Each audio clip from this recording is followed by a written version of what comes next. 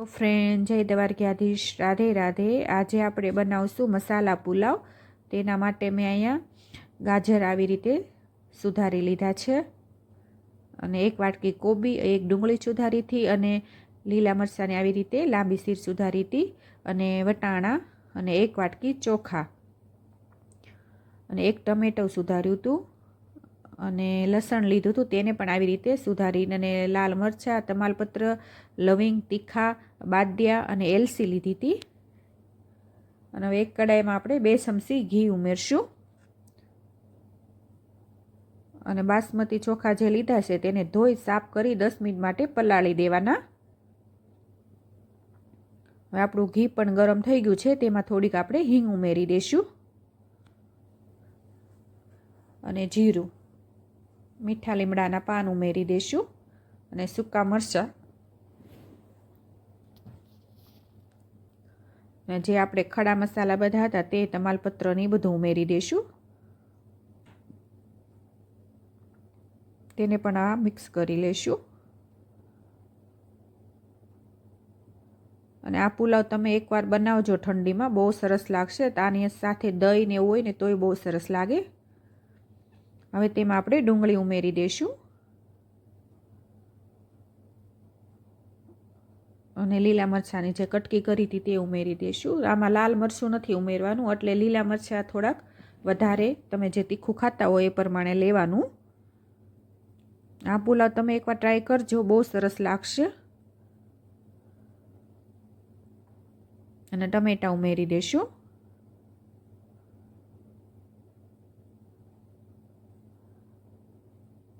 અને હવે કોબી ઉમેરી દઈશું, આપણે જે શાકભાજી સુધાર્યા છે તે ગાજર અને વટાણા,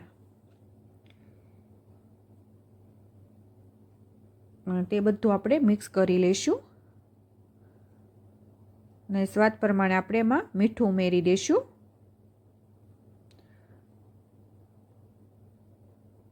અને થોડીક હળદર, કારણ કે આમાં હળદર નથી ઉમેરવાની।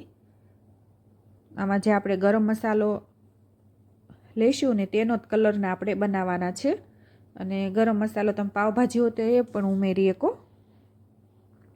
હવે તેમાં આપણે ચોખા જે પલાળ્યા હતા તે ધોઈ અને પાણી સાવ નિતારી પછી ઉમેરી દેવાના, અને તેને પણ આપણે ઘીમાં થોડીક વાર ચાતળી લઈશું,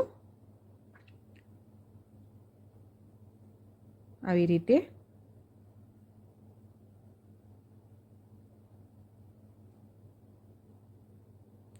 હવે તમે અહીંયા એક વાટકી મેં ચોખા લીધા છે, એટલે એની ઉપર આપણે 3 વાટકી પાણી ઉમેરી અને આપણે ઢાંકીને સડવા દઈશું। 1 વાટકી ચોખા હોય તો તમારે 3 વાટકી પાણી લેવાનું, એટલે એકદમ છૂટા છૂટા ભાત બનશે। અને 2 ચમચી આપણે ગરમ મસાલો ઉમેરી દઈશું,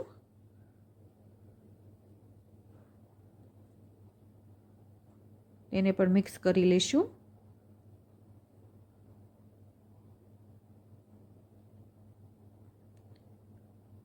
અને હવે 3 વાટકી પાણી ઉમેરીને ઢાંકી અને મેં સડવા દીધા હતા, ને હવે જોઈએ આપણે ભાત થોડાક સડી ગયા છે,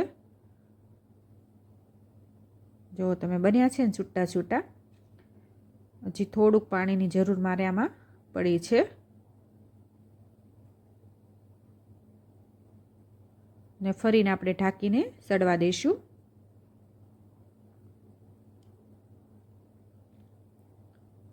આપણા પુલાવ ભાત થઈ ગયા છે, અને ઉપરથી આપણે લીંબુ નીસોવી દઈશું, અને કોથમરી,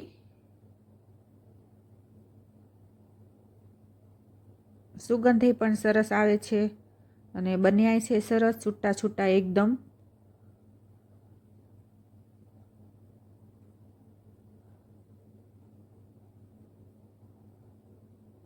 રાત્રે જો જમવામાં કાંઈ ન હોય તો આવી રીતે ભાત કરીને અને પણ તોય સરસ લાગે જમવામાં।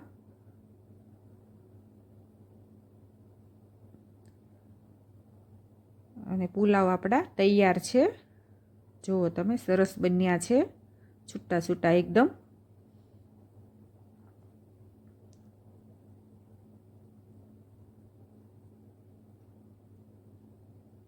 અને હવે એક પ્લેટમાં આપણે લઈ લઈશું. અને મારા મસાલા પુલાવ તૈયાર છે. તો તમને ગમ્યા હોય તો લાઈક કરજો, શેર કરજો અને સબસ્ક્રાઈબ કરજો. અને કોમેન્ટ કરી જણાવજો કે કેવા બન્યા.